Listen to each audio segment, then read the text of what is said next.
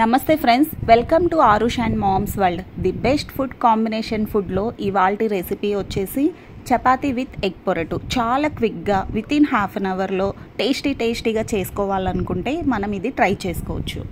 Process ఏంటో చూసేద్దాం. దీనికోసం నేను 3 కప్స్ చపాతీ పిండి తీసుకొని అందులో 1 స్పూన్ ఆయిల్, 1 స్పూన్ సాల్ట్ వేసి పిండిని కలిపేసి ఒక హాఫ్ అన్ అవర్ వరకు నానబెట్టుకోవాలి. తర్వాత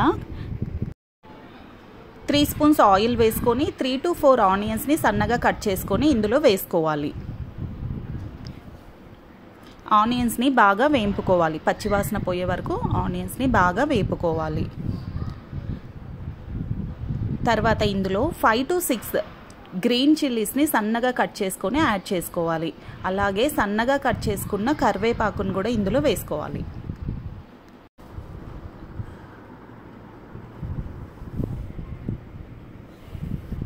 ఇందులో మనం ఒక హాఫ్ టీ స్పూన్ పసుపు, అలానే 1 teaspoon chilli powder add చేసుకోవాలి. ఆల్రెడీ మనం పచ్చిమిర్చి వేసుకున్నాం కాబట్టి మనం కొంచెం చిల్లీ పౌడర్ వేసుకుంటే సరిపోతుంది.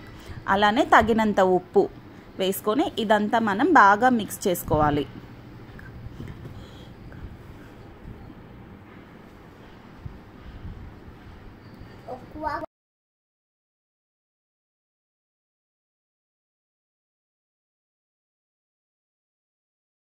బాగా వేగిన తర్వాత ఇందులో మనం 5 to 6 ఎగ్స్ పగలగొట్టుకొని ఇందులో వేసుకోవాలి.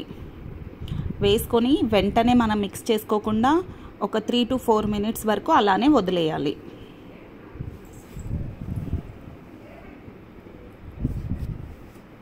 ఆ తర్వాత మనం దీన్నంతా గరిటెతో బాగా మిక్స్ చేసుకోవాలి.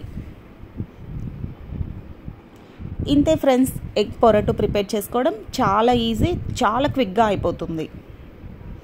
చూసారు కదా, మన టేస్టీ ఎగ్ పొరటు రెడీ అయిపోయింది.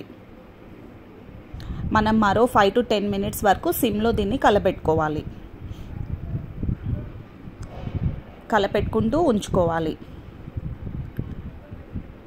ఇదంతా బాగా వేగిన తర్వాత మనకు ఒక మంచి ఫ్లేవర్ స్మెల్ వస్తుంది. నిజంగా చాలా టేస్టీగా ఉంటుంది ఎగ్ పొరటు. మనం బాగా చేసుకున్నామంటే దీన్ని ఇలా చేసుకొని మనం మూత పెట్టేసి పక్కన ఉంచుకోవాలి. తర్వాత మనం స్టవ్ వెలిగించి చపాతీలు చేసుకోవటానికి పెనం పొయ్యి మీద పెట్టుకొని చపాతీలు మనకు కావాల్సినంత సైజులో రుద్దుకోవాలి. రుద్దుకొని చపాతీలని కాల్చుకోవాలి. 2 వైపులో ఆయిల్ రాసుకొని బాగా కాల్చుకోవాలి.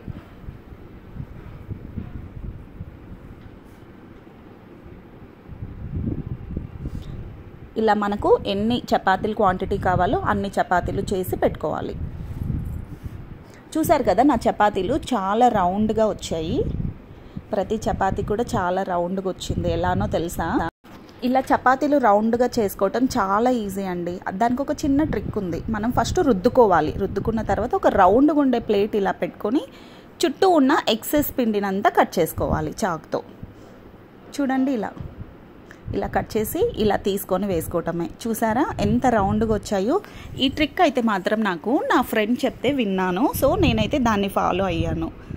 అందుకోసమనే నా చపాతీలన్నీ చాలా రౌండ్గా వచ్చాయి. మీకు కూడా ఈ ట్రిక్ నచ్చితే మీరు కూడా ఫాలో అవ్వండి.